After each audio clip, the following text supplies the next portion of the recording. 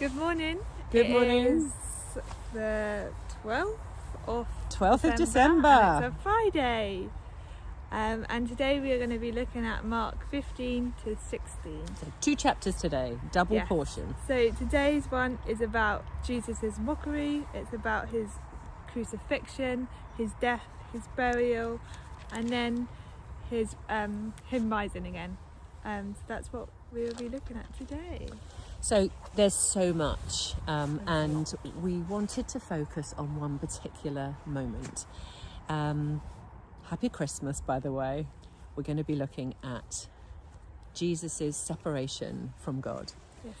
Because I don't know about you, but there's certainly been some years and definitely some moments every year where all the trappings of Christmas seem to get in the way of me feeling close to God.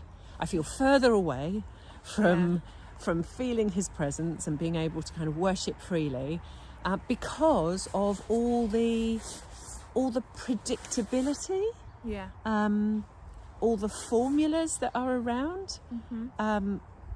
I mean, I love it all.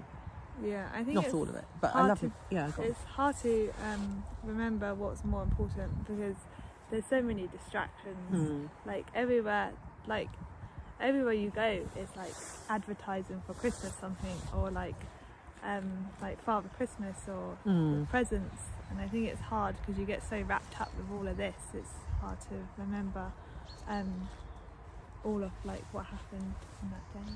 So we're keeping it real this morning, or this afternoon, or this evening, depending on if you're a night person. Because when Jesus hung on the cross, it says this: at noon, darkness came over the whole land until 3 p.m. And at 3 p.m, Jesus cried out in a loud voice, "Eloi, Eloi, lema sabachthani." I hope I've said that right. Mm-hmm. But this is the point, which means, my God, why have you forsaken me? Why do you feel so distant? And I've heard lots of people, and I've been there myself, of having that experience of not feeling close to God. And I've heard people also say, well, even Jesus felt that way. So like, don't worry, because if Jesus can feel far from God, then it's understandable that we would feel far from God. And it is true. Sometimes God does, if you like, draw away the sense of his presence. But let's be really clear. God does not forsake you. He says, never will I leave you or forsake you. Yeah. But he actually did forsake Jesus. Jesus is crying out on the cross, my God, why have you forsaken me? Was not an expression of his feeling. It was an expression of the Father having turned his face away from Jesus as Jesus took on the sin of the whole world, yours and mine. So let's be really clear. We do not understand what that feels like because of what Jesus has done. Yeah. Jesus understood the separation from the Father because he experienced it. We have a feeling of it at times, but it's still not the reality, because God has said, never will I leave you, never will I forsake you. So as you are rushing around trying to fit in all those extra tasks that this season brings, let's remember, Jesus is with us.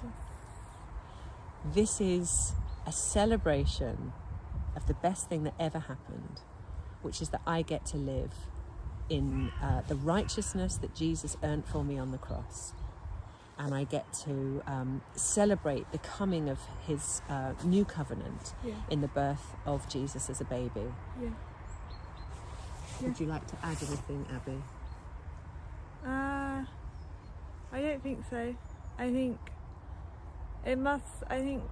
just kind of reflecting on that passage, I think if you put yourself in Jesus' space, that must have been so difficult to have the Father turn his back when you're suffering so much. And I know when we feel like the Father's turned his back from us, I know it's frustrating and it's annoying, but if you think about what Jesus had to suffer and what he had to do, it's like nothing could compare to.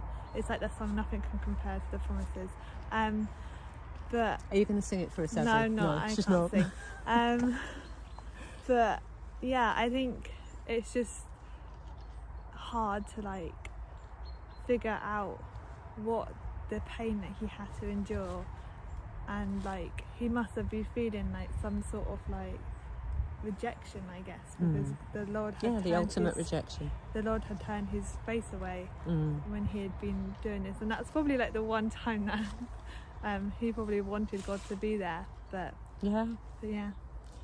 So as we finish off this week and this walk through Jesus's passion, his suffering, death, resurrection, and ascension, I really encourage you, just take an extra few moments when this video finishes and thank God for sending Jesus. Thank Jesus for accepting his destiny to die for my sins, to die for your sins.